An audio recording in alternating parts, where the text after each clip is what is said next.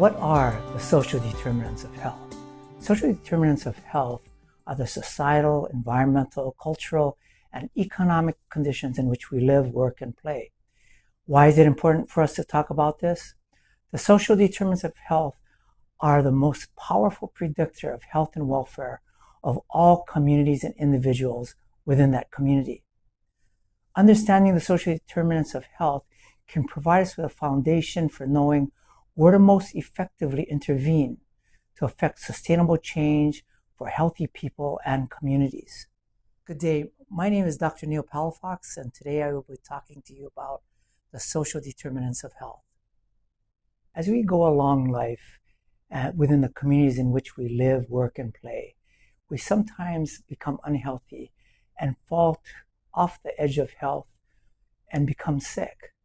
The community that lives with us, of course, is at the top and in their healthful state and watching what happens. And what does happen? Well, if we become sick and ill, we can have an ambulance come and pick us up. Or sometimes before we get to the stage where we need an ambulance, we have what's called a health net, which catches us before we fall to the bottom of the cliff. Or we can have a fence at the top of the cliff, and so that we don't fall off in the first place. Or what can happen is we can back up the population from the edge of the cliff so nobody falls off and becomes ill in the first place. And in this model, each of this has a name. So on the right side of the cliff where the ambulance, the net, and the fence are, it's called a medical model of healthcare. And the social determinants which move the people back away from the edge of the cliff are elements like a good education, good jobs, good finances, good cultural assets. Sometimes understanding social determinants of health can be understood in the context of disparity. What is disparity? Disparity is the lack of parity or the lack of equity. Things aren't paired. So if you compare communities, what happens is in some communities, there is no ambulance to come and pick you up if you get sick. Sometimes there's no net to catch you from falling all the way to the bottom of the cliff. And at times there's no preventive measures at the top of the cliff to prevent you from falling off in the first place. And what we have to work with is populations in disparity are always towards the edge of the cliff. And in the model of social determinants of health, why are they there? It's because unlike the model at the top, they have poor social determinants of health. So they have poor education, they're mostly living in poverty, their cultural assets are not strong, they have elements of racism which push them to the edge of the cliff. So they're always at a higher risk for falling off the edge of the cliff.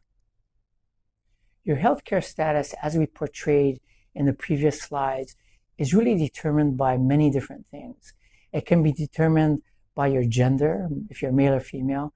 It can be determined a little bit by your genetics. It can be determined by your healthcare access and healthcare itself. For instance, what was on the right side of the cliff, where the ambulance were and the health net and the fence were.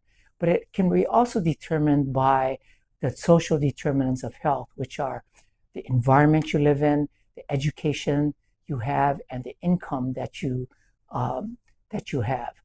So when we look at these and their structure, healthcare access, as it turns out, only affects 10 to 20% of healthcare outcomes. Most people think that it's the hospitals, it's the clinics, it's the medicines that determine how healthy an individual is. But in actuality, when they looked at it in many different studies, they have found out that it's actually the environment that you live in on a daily basis that determines your health status. And this is your income level, your education status, and the built environment and your cultural environment. So for instance, if you live in a healthy environment, it would mean an environment where you usually have a better income, that you do not live in poverty. The people who live in better healthy environments are people who live in communities with a higher level of education. If you live in a healthier environment, it means that the physical environment around you is a better environment. You have more sidewalks. You do not live in a polluted situation. There's not as much crowding. So when we look at the determinants of health status, we have found out through science and by working with this for many, many decades that the most powerful effect on your health care is your income, your education, and your environment. Healthcare access in and of itself actually affects only a very small proportion of how healthy you are. And that's why understanding the social determinants of health is very important.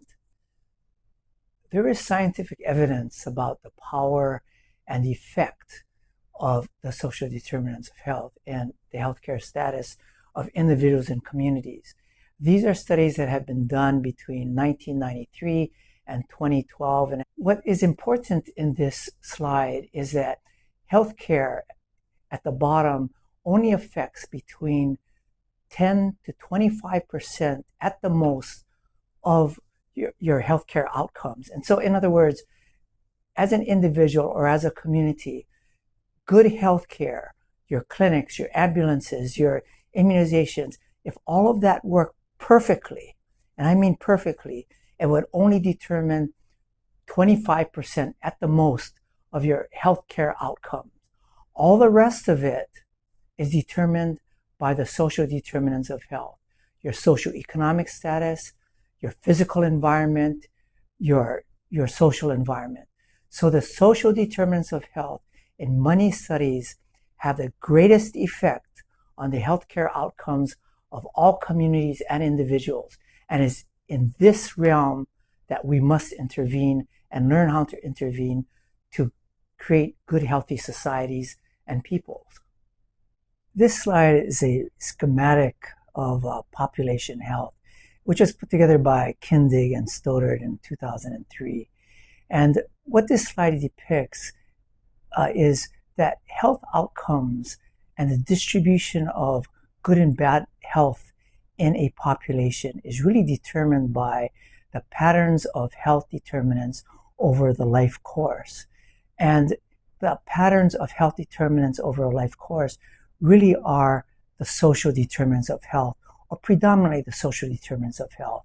Again, it's your education, levels of poverty, your levels of wealth, your cultural assets, and your built and physical environment. And so those are the largest determinants of the health outcomes and distribution of the health outcomes within a population. So where can we intervene? We can intervene schematically by doing different policies and interventions at the individual and social level. And that's how this model fits together. We as people who do public health, who understand health, and who wish to make health of the society better, this relationship of the patterns of health determinants over one's life course, how it affects the health outcomes and distribution of the health outcomes of a population can be changed. And it can be changed by, again, different interventions, different policies at the societal, the medical, or individual level. And that's why this talk about the social determinants is so important. It's because the social determinants by far have the most powerful impact on the health outcomes of any population or on any individual. Thank you very much for joining us during this presentation, and maybe together we can create healthier communities through understanding the social determinants of health.